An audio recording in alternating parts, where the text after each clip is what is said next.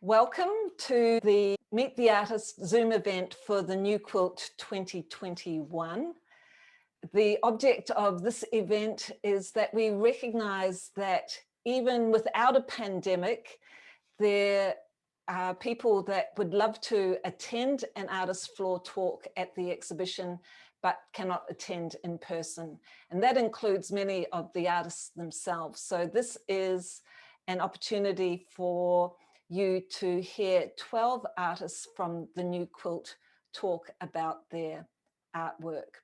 Before I get too far in, I'd like to acknowledge the First Peoples of the Darug country, which is where Hawkesbury Regional Gallery is located, and to acknowledge their creative spirit historically and in the present and in the future, and to recognise their continuing connection to that place. The Hawkesbury Regional Gallery is a wonderful exhibition space, and as part of the proceedings this evening, I'm going to give you a quick walkthrough of the exhibition itself, but I'd just like to outline the program. So I'll start off with that quick walkthrough, and then there will be 12 artists, and they've each got 3 or 5 minutes to talk about their artwork, depending on whether it's one artwork or 2 artworks. And that will take us right up to the hour at 8 o'clock, and then there will be an opportunity for questions and answers. On behalf of Quilt New South Wales, I'd like to welcome you to the New Quilt. I'd also like to acknowledge that my fellow exhibition subcommittee member, Deborah Laurie, is also in attendance this evening. And we are absolutely delighted that the New Quilt is happening after 3 years of planning. For those of you who are not aware, the first New Quilt exhibition was 30 years ago in 1991. And it was part of Quilt New South Wales fulfilling its objectives, which include to promote the art of quilting, to encourage high standards of craftsmanship and design in contemporary quilting, and to organise selective exhibitions. And Quilt New South Wales has always been at the forefront of the New Quilt, and over the years has staged more than 12 contemporary quilt exhibitions. Originally, it was at Manly Art Gallery, and then 3 years ago, we formed a relationship with the Hawkesbury Regional Gallery. The call for entries was opened back in 2018, and ultimately we received over 100 entries, and the selection panel made up of Judy Hooworth and Anna Brown, who were instrumental in the first New Quilt, and Alyssa Blair, who is the curator at Hawkesbury Regional Gallery. They reviewed all those entries and selected the 40 artworks that formed the exhibition. And in addition, there are 2 invitational works by Judy and Anna. So in the gallery itself, there are 42 quilts, and tonight we're going to be talking to the makers of 15 of those works. So now I'd like to give you just a quick walkthrough of the exhibition. The gallery space is extremely generous. You will see that it has a lot of internal movable walls, and this has the benefit of providing lots of different angles to see the artwork and lots of different groupings, and the layout that has been designed by the curatorial team is very thoughtful and engaging. The first work that you see as you enter is by Rachel Daisy Dodd. Basically, we're going to turn right and we're going to walk in an anti-clockwise direction around the gallery space.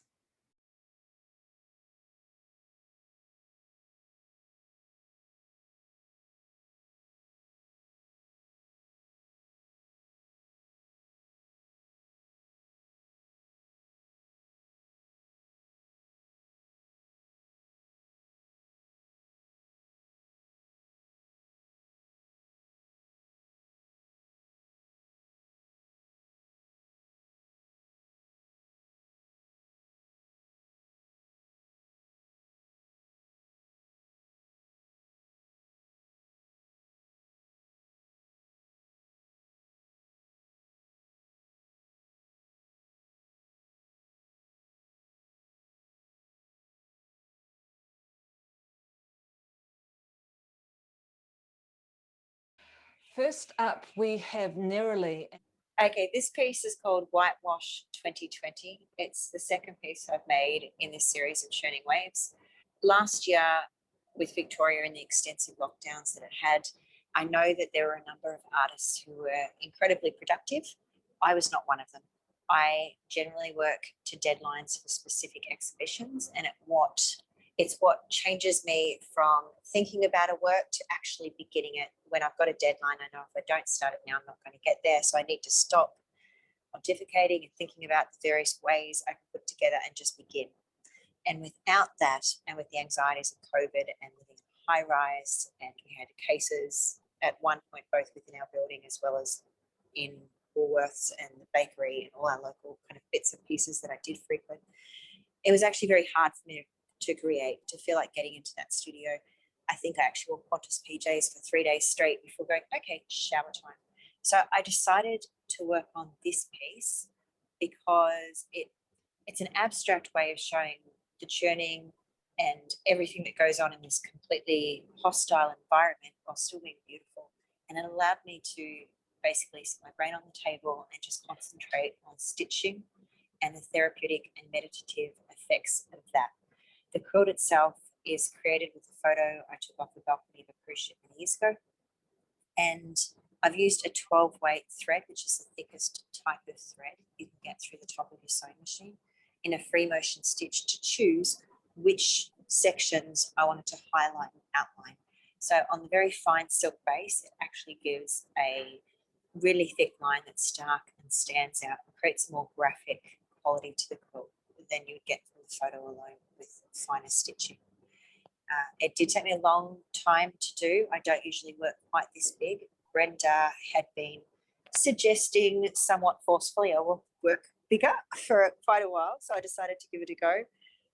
And I'm really glad I did. I think the effect was well worthwhile, and I love how the quilt has a slight wave in itself throughout the piece. Oh, thank you. Hello, everybody. My quilt is a series of conversations about language and how language changes in times of difficulty, which I guess we've all experienced in the last 12 months or longer. The idea for this first started back in very late 2019 when Ken and I had evacuated from Bundanoon because we had been watching fires and their path for quite some months, and all of a sudden the fire that was coming up from the south coast was coming our way.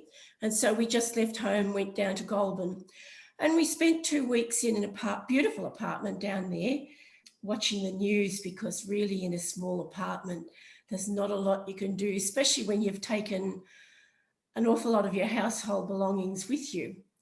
So I started this out as a ribbon, and in watching the news and listening to all that was happening, I just started with long ribbons of cotton and added these patches to it as I went. The quilt itself is actually only 2 layers, the cotton at the backing and silk and linen and cotton. So the first lot, because it was fire related and climate change related, I just stitched in red. And eventually the fire did come to Bundanoon. Our house wasn't attacked. We were very fortunate, but it was a pretty awful night sitting there on the 4th of January last year thinking, it's us, it's us. And at one stage during that time, actually the fire map, which I was also looking at, was covering our property. But in time, the fires went away. We moved home, we unpacked, and it rained. And so I changed colour in my stitching. Regrowth was happening wherever we could see it. Flooding happened. There were cyclones elsewhere in the country. We had a wallaby that had been badly burnt during the fires that sort of moved into our property. And life went on for about a month till COVID struck. And so I started stitching again, a different colour.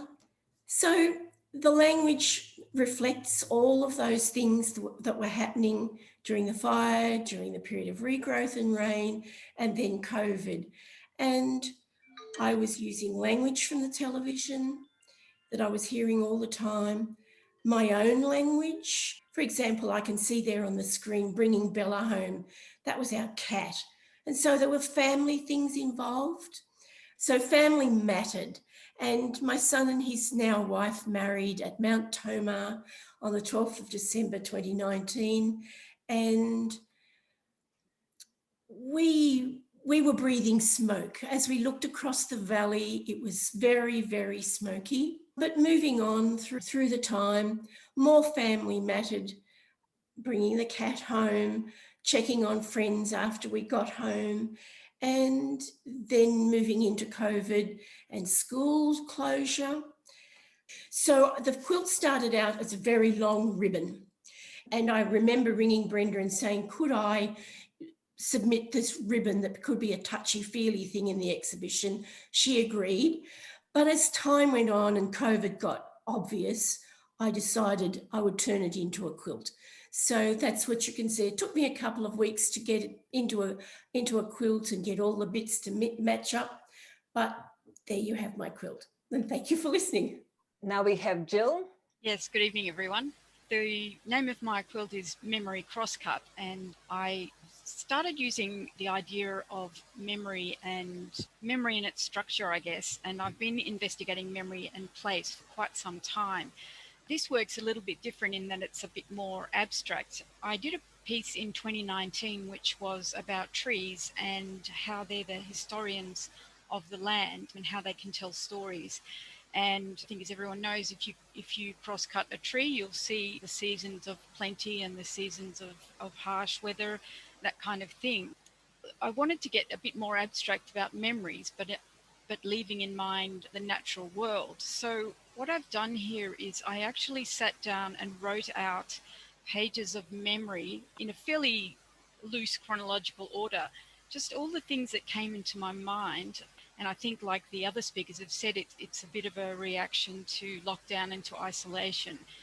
And I found it really, really surprising what actually came out in memory, some of the strange things or little tiny details that I would remember. But in the process, there are also, things I forgot completely about, or parts of my life that I just, that are just blank. And so what I've done there is, once I've written it out, I got the words all digitally printed on cotton from a printer in Melbourne. And when I got that back, I actually stripped it. So I actually tore it up into strips. And I've wrapped it around rope, which is a technique that I've been using for quite a while. And so the strips of writing were actually wrapped around the rope in the order in which they were written. But then when I've gone to coil it, so it's coiled and stitched together with machine zigzag stitch and monofilament thread, which doesn't detract then from the surface. And what I've found there, you can see certainly there in some places, is this kind of random association or this random matching up where in places those letters, those random words actually line up and make new lines. And my question, I guess, that I'm asking here is, what would it be like if we could actually see inside our memories? What would they look like? And would we be able to see anything that made sense, like a tree ring? But my experience tells me, of course, that it's a lot more random and chaotic than that, I think. And I think that I just would like to explore the kind of archiving system that can keep a mass of human moments in memory. And I wonder very much about what's kept and what's not kept.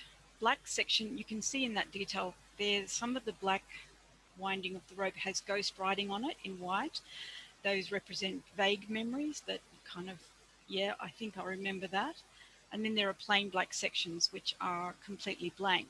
And the structure of the overall piece was that some of these memories have actually fallen out of the memory, out of, living memory, and dropping and down on the ground as well. So there are parts of the black wrapped memories on the floor, as you can see there. The next speaker is Alison Muir, who has 2 works in the exhibition.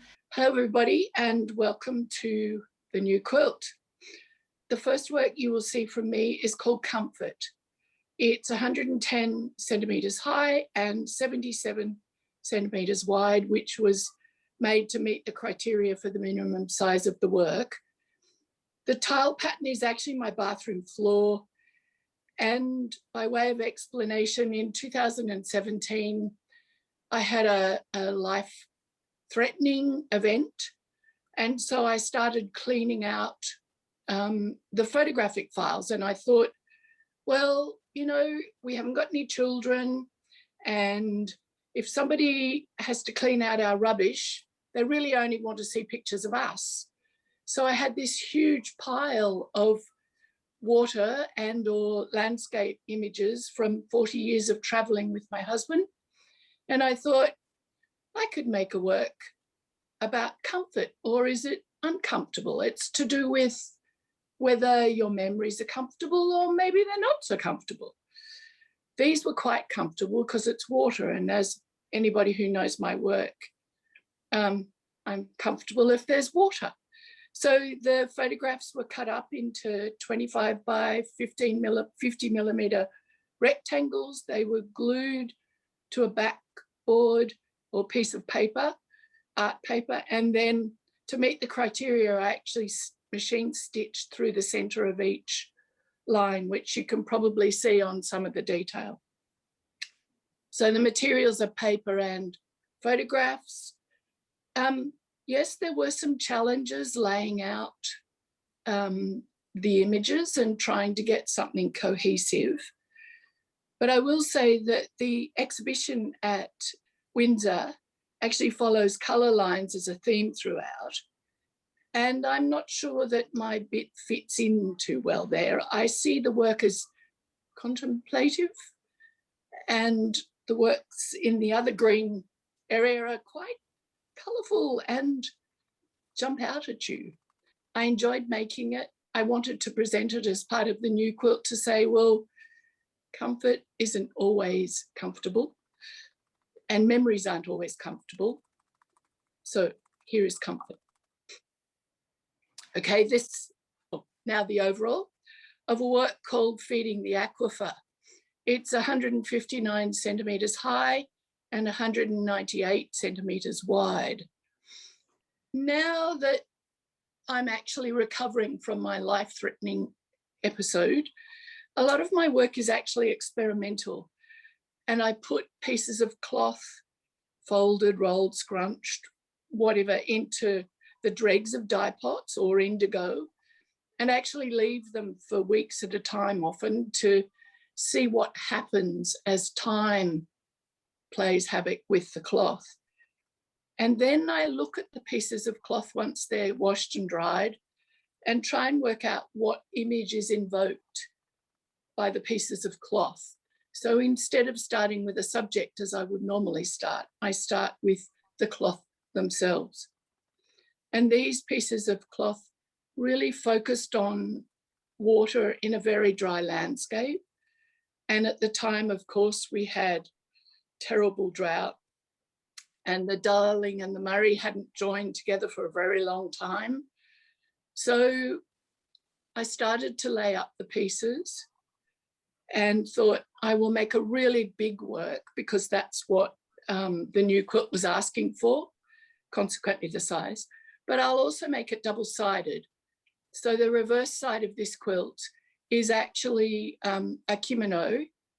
And when you look at it in fine detail, it looks like a circuit board on a computer that's running the water. So it's a bit hard to see there.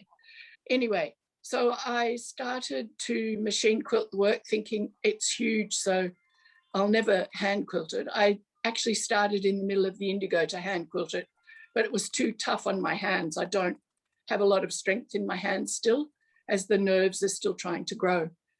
When I sat down to start machining it, the dye lines told me where I needed to run the machine. So if you look at it in detail, it's actually densely covered in machine quilting. I'd also started to work some outer pieces. So see where the sort of golden pieces are with dark blotches across. I'd hand painted some obi linings with silk dye, but they didn't work. So I went back into my stash and found some beautiful linen that Carolyn Sullivan had actually given me a long time ago.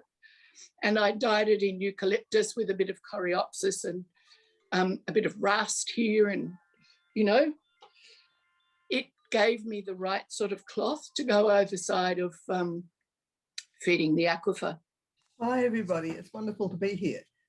This piece is called Picnic Rug. It could just as easily be called check blanket or tartan blanket.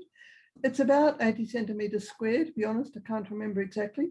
I've been working on two separate series lately, which directly refer to woven blankets, one using silk and the other using felted woven alpaca. I'm paying homage to another textile tradition by interpreting its inherent structural qualities of a regular repeat structure, rhythmical repeats and the interweaving of colour. That graphic quality of warp and weft and its sheer simplicity has much in common with traditional patchwork. The decision to use silk was prompted by the fact that I have a large collection gathered over many years which really needed to be used, hadn't been used for about 10 years. The reflective qualities of silk, its richness of colour and varied textures are a joy, but I have to admit I don't enjoy the way it shreds and make an awful mess.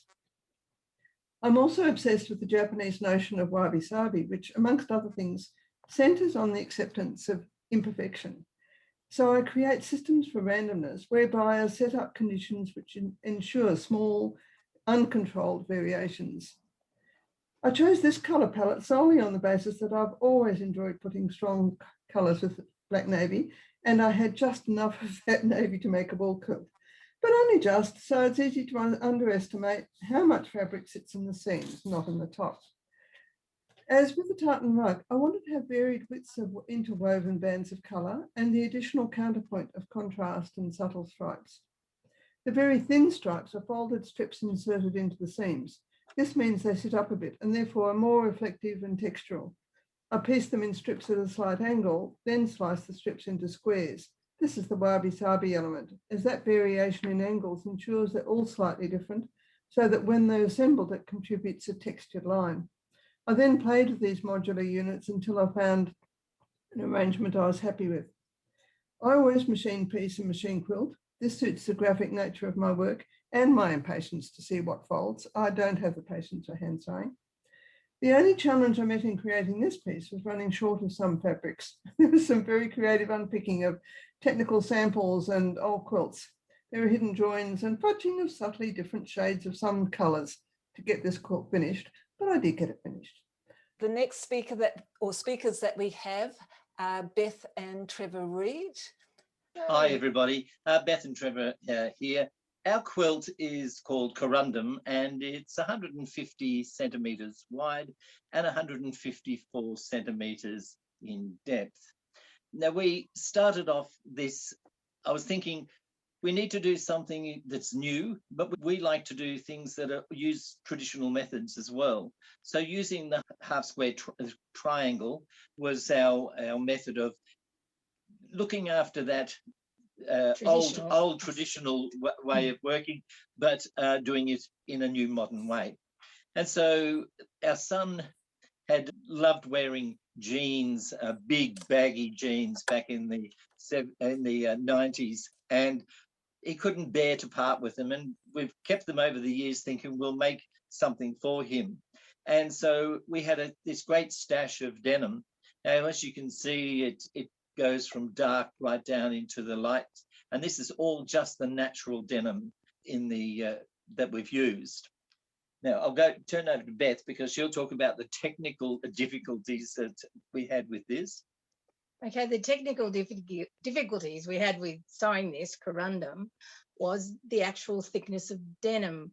We had to make it as simple as possible because of the joins, and there are multiple joins, as you can see with all the triangles. It's only, well, not only, it's machine quilted in the ditch only, and even that was hard enough going through all the joins. If you look at it closely, you can sort of see the thickness of it. So back to you. Yeah. Okay. The name corundum comes from the second hardest of gemstones. sapphire. Sapphire comes from the Greek for blue. And of course, it was using this triangular shape. The cell structure of sapphires is actually gonal, which means that they're all made up of triangular cells. So this is where we continued this theme of the triangle and then made the quilt itself into a very contemporary triangular shape. Ideal quilt if somebody on the one side of the bed is a hot sleeper and the one on the other side is a cold sleeper, I suppose, that you cover one and the other one is free. And it's also linked to this tough structure of denim, is linked to the toughness of the Corundum. Sapphire. Thank you. Thank you. Next up, we have Irene Koroluk from Tasmania, and she has 2 works in the exhibition. Hello, everyone. So the first work is Death in Paradise, which is this one. It's 89 by 110 centimetres. The inspiration was from a West Australian wildflower expedition. And in this particular location, I noticed there was a huge absence of old trees. And the ones that were there were basically burnt out. So it was an environmental concern about increased wildflowers that are devastating older growth. I was also playing with new techniques and using photos and then superimposing this particular image with stitch. So my process and technique was free motion machine stitching, a photographic print using acrylic marker and stitching it together with wadding. The difficulty was the weave of the canvas was too tight, so my needle had a lot of difficulty initially penetrating the surface when I was trying to combine the wadding with the print, and also just general difficulty with sewing this piece. Previous times I've used photography on canvas, the weave has been looser and much, much easier. This piece is called Incineration and it's 48 by 98 centimetres. I was exploring for the first time bleach spray painting, and this was my sort of first sample. And when I did it, it sort of looked like the wildflowers. So it was around the time and after the time of the wildfires in Australia that so I decided to start doing this.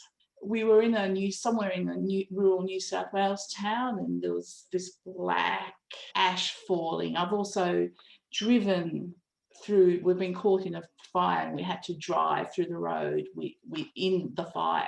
And also the other inspiration came from my close friends who lost quite a few people in the recent fires, like 2 friends in the recent fires.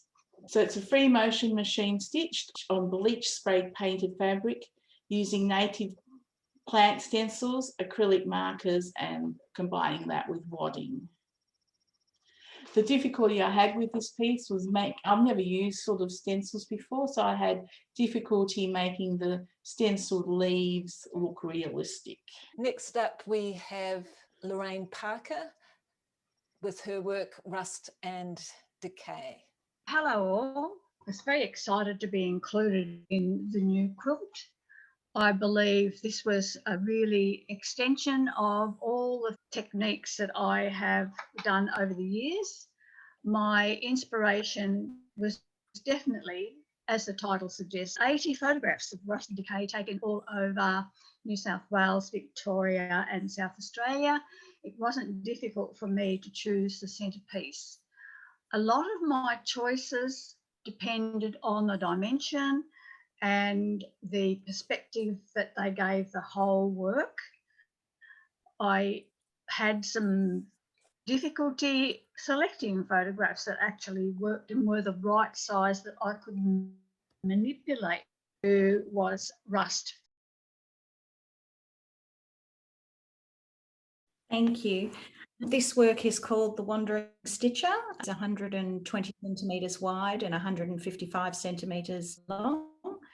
She just began on the wall. It was my second improv quilt. I just finished doing a workshop with Irene Roderick, Dancing with the Wall, and just gave me the confidence to go ahead and just really experiment with improv quilting. And I had lots of fabrics that I just really loved and wanted to put them all together, but they're not all 100% cotton. So some of them are stretches, and the binding on the edge is like a stretchy, glittery leggings fabric, but it gives it a little bit of glitter. So I just started combining them all. The lady appeared.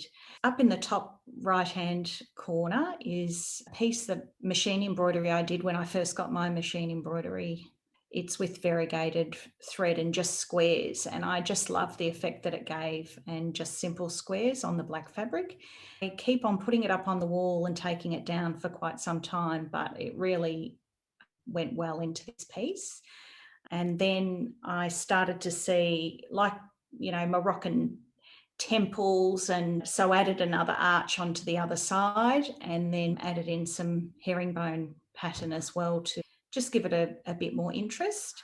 It's got a feel, it's got an Egyptian feel as well, I think, and it just started making me think about being in lockdown, as I was in Melbourne at the time, traveling the world and going on lots of textile retreats, which is what I really would like to do.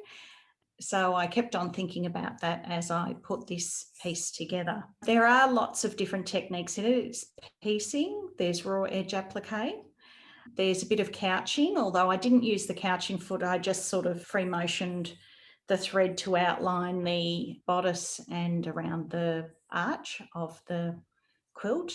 Just really delicately free motioned some of the bits and pieces, and then more broadly in other parts. Use a bit of monopoly thread down the bottom, which just really brought out a bit more texture in fabric, which was really good. I loved using that and playing around with that as well. I have two works in the exhibition. The first is Acuity number 5, Zimblanity. My Acuity series uses an eye motif and looks at the nature of sight and different ways of seeing. The earlier works series had been quite small. I took the opportunity for the new quilt. They were encouraging larger works. I wanted to make an eye that is larger than life. Eyes are absolutely amazing things. I was particularly interested in the role of the retina in organizing visual information and sending messages to the brain.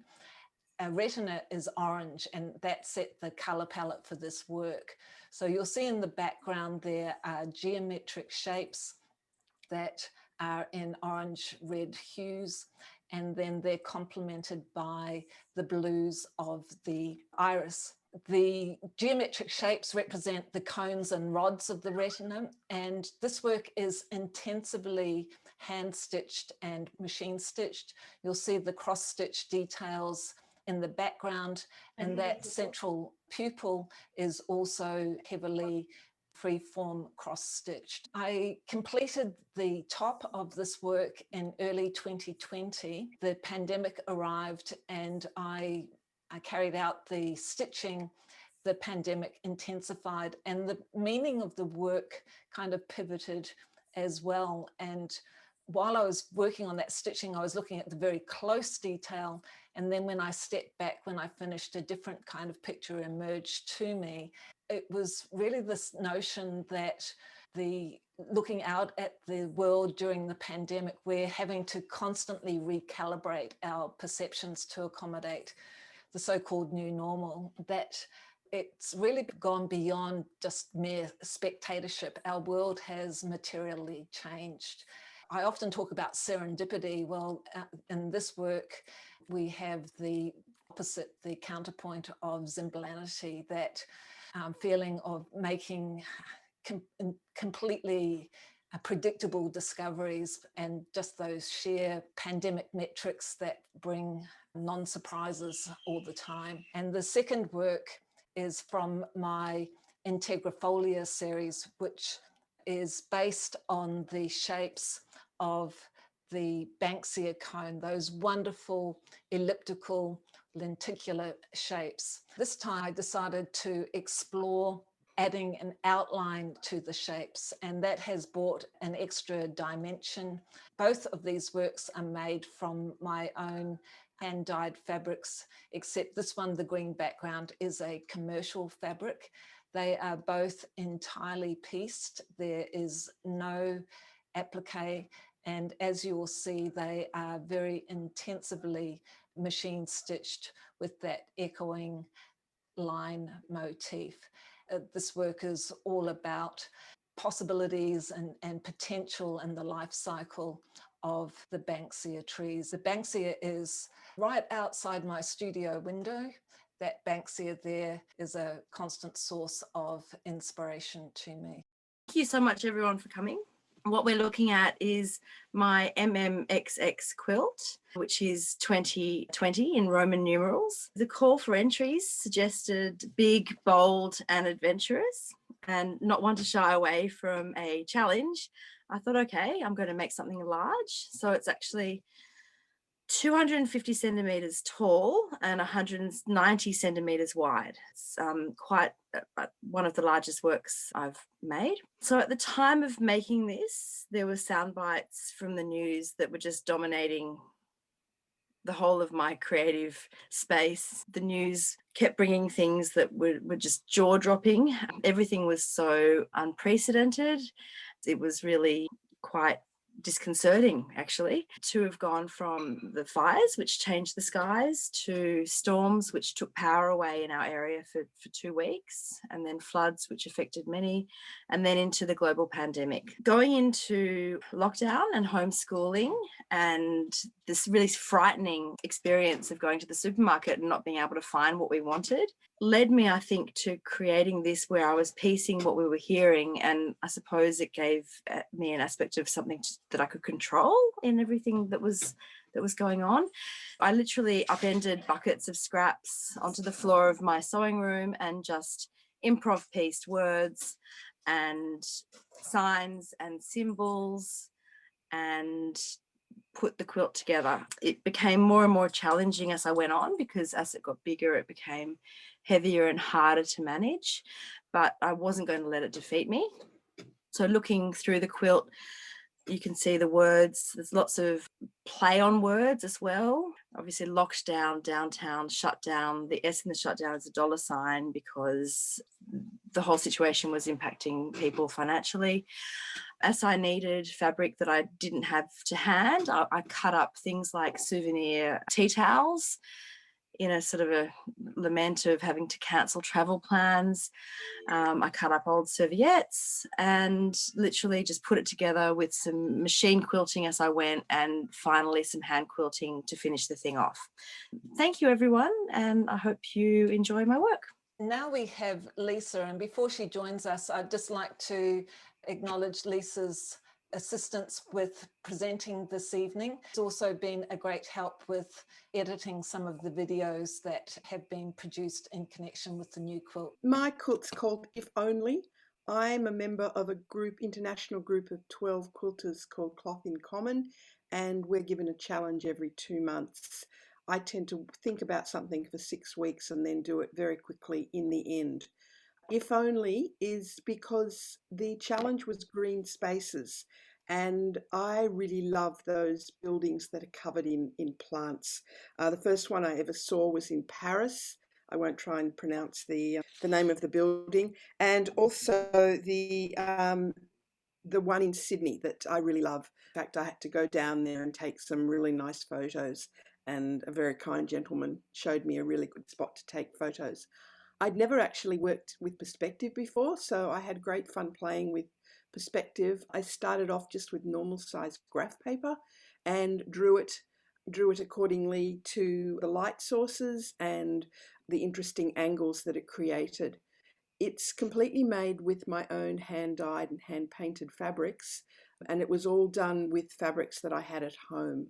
I made a thermofax screen of a word cloud with environmentally friendly words, and that's what's up in the sky. And everything was theoretically supposed to stick down to seam a steam light, but unfortunately it didn't actually work. And so I ended up having to peel off little bits of nasty stuff and I fused everything with Misty Fuse and put it down, but it was all basically in strips and then cross stripped. I did another thermofax screen for the vines that go all over the building, and the trees down the bottom were a stencil that I spray painted, but then they weren't dominant enough, so I went in with a paintbrush and painted all the leaves. It's 83 by 110 centimeters, and my only issue really was the seam esteem. I never know what my quilts are going to look like when I start. I tend to start and then just hope desperately it's all going to work. It's all free motion quilted and lots of stops and starts. So that is my quilt, if only. Thank you, everyone. I know that for many of the artists this evening, this was their first time presenting. So I appreciate your time and thought that you've put into talking about your work. And I also appreciate that some of you had lots more to say, and that I no doubt many of you have questions. Tania, your quilt, wonderful. Lots of improv using different fabrics. Do you think this might be another area to explore further? Do you think you might continue creating improv pieced people, that sort of theme? Yes. Yes, I am, definitely. Yeah. And I think the Wandering Stitcher is me, really, looking gorgeous. And I think she's going to appear in a lot of work in the future. Yeah. Yeah, I love that idea. Yeah. It was a lovely work to look at. Yeah. I just had a question for Tania as well, just relating to the quilting detail in your work. Was it all machine quilted, and did you do it on a domestic machine or on some other kind of machine? I've got a Benina Q20, and I was actually just getting used to it. I bought it as we went into lockdown because I felt that I needed to give myself a treat for lockdown. And so I've used that to quilt it all, and no hand quilting. I don't have patience for hand quilting. I love hand quilting, but I just can't bring myself to do much of it. I'm an environmentalist. I'm concerned about obviously when you're making quilts, you have a dependency on fabrics. Fabrics often are manufactured with like dyes and synthetic dyes, which have an impact on the environment. Is the new quilt kind of group going to address those concerns about the environment in their production of quilts, creatively and maybe aesthetically and ideologically? I haven't seen that in the talks tonight, but I'm curious to know if that's an objective of any of the practitioners tonight. If I could just speak on behalf of New South Wales as the organisers of the exhibition, the selection criteria for this exhibition was a focus on strong design, originality, workmanship, and meaning. And in the exhibition, there are many artists that explore some of the environmental concerns that you have mentioned. I tend not to have a stash of fabrics. I don't have commercial fabrics at all. I do paint with, I guess, chemicals, and I do use dyes, but I do like to try and use up everything that I've got. I don't, if possible, go out and buy anything for a quilt. I use what I've got, and I'm desperately trying to use it all up. It's a very difficult thing to do because most of what we need to use are dyed with, well, I use commercial dyes and fabric paints. But there is a growing group of people doing eco dyeing and using natural products, and that's something that many of us are trying. I know Julianne, who is sitting there, does a lot of eco dyeing and using natural fibres to do that. Improv process is really using all the little scraps. If you were sitting with me in my sewing room right now, you'd see lots and lots of buckets of the tiniest pieces. Like I'm talking, I don't throw away this sort of size. If you were to go through my bin, there's no proof or evidence that I'm a quilt maker. So yes, using up the pieces is definitely intrinsic to my quilt making process. And I also use scraps which are reclaimed. So from the fashion industry or bits left over, bits scrounged, you can find fabric anywhere. That's how I go about my quilt making. Thank you. Well, if there aren't any more questions, I've got some resources just to share with you. The first thing to say is that there is a comprehensive online gallery where you can view all of the works and the artist statements, and it includes links to the artists' websites or social media accounts as applicable. If you're wanting to learn anything more about the artists that spoke this evening or any of the artists in the exhibition, that's a good starting point. Next thing I'd like to highlight is that there is a 48-page full colour catalogue of the exhibition that includes statements by the 3 jurors, insights as to their selection process. As you can see, it's an A4 kind of size catalogue, so the images are lovely and large. Some of the artists that you've heard from tonight have also created Meet the Artist videos that are on the Quilt New South Wales YouTube channel, and there's also an overview of the exhibition that shows some other artists as well. I'd like to highlight that the exhibition continues until the 11th of April. So we've got almost another 2 months for you to share the exhibition and to let your friends know, even if you can't attend in person, maybe you can encourage others to attend the exhibition. The gallery is open 6 days a week. It's closed on Tuesdays. In addition, every Thursday afternoon between 1 and 3 p.m, we're having a Meet the Artist Thursday event where artists will be in attendance showing some of their process. So that's a really good opportunity to meet up with the artists. And if you are interested in doing that, though it is a drop-by event, because of the restrictions on numbers, and often there's groups passing through as well, it's just a really good idea if you want to get to the Meet the Artist Thursday to actually book in, and then you'll be assured of a place. I'd like to thank all of the artists this evening for talking about their work. We are aiming to convert this into an edited version so that it can be shared. And I think it's wonderful that technology enables us to share our work across the distances. And even without a pandemic, I think this is something that will be continuing in the future. So thank you for joining us this evening. Thank you.